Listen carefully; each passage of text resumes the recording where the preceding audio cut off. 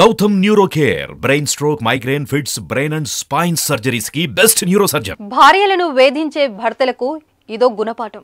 పెళ్లిలు చేసుకుని పిల్ల పాపలతో ఎంతో అన్యోన్యంగా జీవించాల్సింది పోయి వేధింపులకు పాల్పడుతుంటారు కొందరు భర్తలు. తల్లిదండ్రులు కుటుంబాన్ని విడిచిపెట్టి తోడుగా వచ్చిన భార్యను మంచిగా చూసుకోవాల్సింది పోయి అతి కిరాతకంగా చిత్రహింసలు పెడతారు.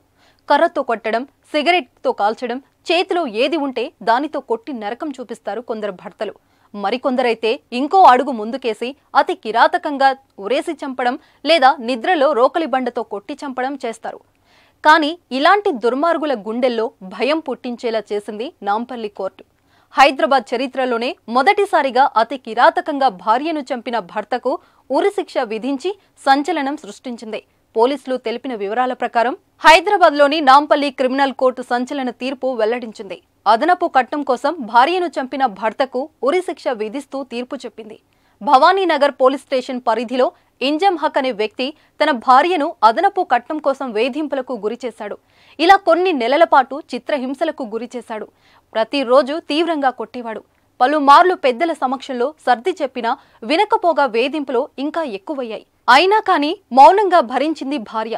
ఎప్పటికైనా భర్త మారతాడనే నమ్మకంతో భర్త దగ్గరే ఉండిపోయింది. ఇంకా కోపం పెంచుకున్న భర్త తనకు ఎలాగైనా అదనపు కట్నం తీసుకురావాలని మరింత ఒత్తిడి తెచ్చాడు. చివరకు ఇంజం హక్ 2018లో తన భార్యను కిరాతకంగా హతమార్చాడు. మృతురాలి తరపు కుటుంబ సభ్యుల ఫిర్యాదు మేరకు పోలీసులు కేసు నమోదు చేసి విచారణ చేపట్టారు. ఈ కేసుకు సంబంధించి నిందితుడే అదనపు కట్నం గురించి చిత్రహింసలు పెట్టి చివరకు చంపినట్టుగా పోలీసులు అన్ని సాక్ష్యాధారాలను న్యాయస్థానానికి సమర్పించారు. కేసుపై విచారణ చేపట్టిన న్యాయస్థానం అన్ని సాక్ష్యాధారాలను పరిశీలించి నిందితుని దోషిగా తేల్చింది. అంతేకాకుండా ఉరిశిక్ష విధిస్తూ సంచలన తీర్పును వెలువరించింది.